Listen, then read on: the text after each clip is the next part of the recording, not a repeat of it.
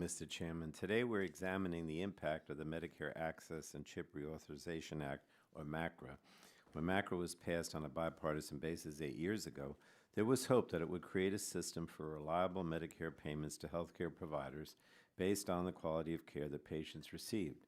Before its passage, Congress consistently needed to intervene to adjust ever-decreasing payment rates for providers. The goal of MACRA was to stop that roller coaster of payment cuts and encourage new approaches for payment systems.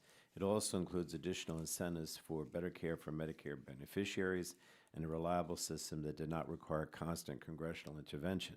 And these are all worthy goals, but it's fair to say that we have not seen the results that many of us had hoped for.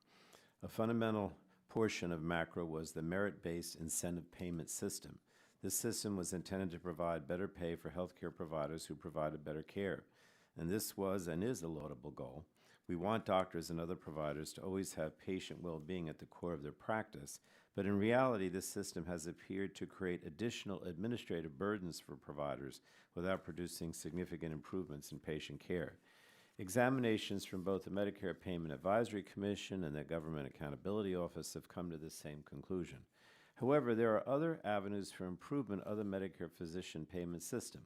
The Centers for Medicare and Medicaid Services, CMS, is working to increase participation in alternative payment models that can provide bonuses to physicians who take on a certain amount of financial risk for the quality of patient care. And I look forward to hearing from our witnesses today about how these alternative payment models have affected experiences and outcomes for both physicians and patients. And I also want to hear how they can provide the greatest benefits going forward. Establishing a system that increases accountability and efficiency while maintaining quality patient care is a vision we must continue to pursue.